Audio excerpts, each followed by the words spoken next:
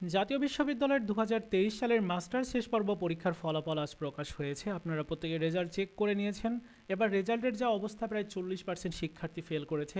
এখন কেউ এক সাবজেক্টে ফেল করেছে, কেউ 2 সাবজেক্টে ফেল করেছে। এই অবস্থাতে রেজাল্ট পরিবর্তন করার কোনো উপায় আছে কিনা, এটা প্রত্যেকেই নিয়ে চিন্তিত।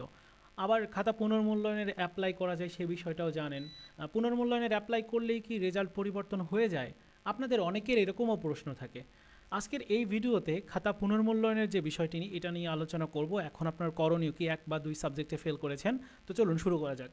প্রথমত, এই যে শিক্ষার্থীর রেজাল্ট আপনি দেখতে পাচ্ছেন, এই শিক্ষার্থীর রেজাল্ট তুলনামূলক সবগুলো সাবজেক্টে ভালো, মানে পাস করেছে সবগুলোতেই, বাট একটা সাবজেক্টে সে ফেল করেছে। এই একটা সাবজেক্টে ফেল করার কারণে এই শিক্ষার্থীর তার আবারও 1 বছর ওয়েট করতে হবে, পরবর্তী ইয়ারে পরীক্ষা দিতে হবে। তারপর যদি পাস করে তাহলে করলো, আবার যদি ফেল করে তাহলে আরেকটা ইয়ার তার লস হবে।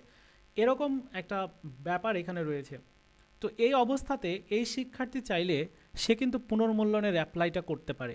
এক্ষেত্রে তার কনফিডেন্স থাকতে হবে, যেমন পরীক্ষাটা তার তুলনামূলক ভালো হয়েছিল, বাট কোনো কারণে খারাপ হয়ে গেছে, বা রেজাল্ট দেখা যাচ্ছে অনেক সময় শিক্ষকের কাউন্ট করতে ভুল হয়। আবার অনেক সময় দেখা যায় যে খাতা যিনি লিখেছেন তিনি ভালো করে দেখেননি, এরকম হয়। যার জন্য পুনর্মূল্যায়নের অ্যাপ্লাইটা করলে অনেক সময় ফেল থেকে পাস চলে আসে।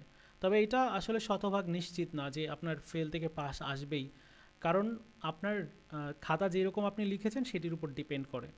সো আপনি চাইলে বোর্ড চ্যালেঞ্জের অ্যাপ্লাই করতে পারেন। একটা সাবজেক্টে বোর্ড চ্যালেঞ্জের অ্যাপ্লাই করতে হলে আপনাকে 1000 টাকা গুনতে হবে। যদি 2 সাবজেক্ট থাকে তাহলে আপনাকে 2000 টাকা দিতে হবে। এভাবে কিন্তু টাকার অঙ্কটা পর্যায়ক্রমে বাড়বে, মানে যতগুলো সাবজেক্টে করবেন ওই রকম টাকা আপনাকে দিতে হবে। তো বোর্ড চ্যালেঞ্জের অ্যাপ্লাই করলে খাতার রেজাল্টের পরিবর্তন হওয়ার সম্ভাবনা কতটা থাকে? অবশ্যই সম্ভাবনা থাকে, যদি আপনার ওই যে বললাম কনফিডেন্স থাকে, বা আপনার পরীক্ষা ভালো হয়েছিল বাট আপনার পরীক্ষার রেজাল্টটা তুলনামূলক খারাপ। সো এই হচ্ছে বিষয়। আর বোর্ড চ্যালেঞ্জের যে আবেদন সেটি কবে নাগাদ শুরু হতে পারে? রেজাল্ট প্রকাশের মোটামুটি 1 সপ্তাহ থেকে 2 সপ্তাহের মধ্যে শুরু হয়। তো সো জাতীয় বিশ্ববিদ্যালয়ে এখন পরিবর্তন হয়ে গেছে, বেশ বিভিন্ন জায়গাতে পরিবর্তন নিয়ে আসছে পরীক্ষা পদ্ধতিতে বিশেষ করে।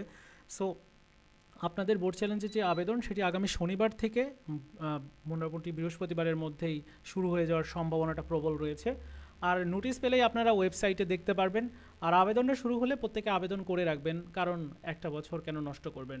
আর টাকার অঙ্কটাও মোটামুটি ভালোই, তারপরও আপনাদের টাকার কথা ভাবলে, সবসময় ভাবলে কিন্তু চলে না।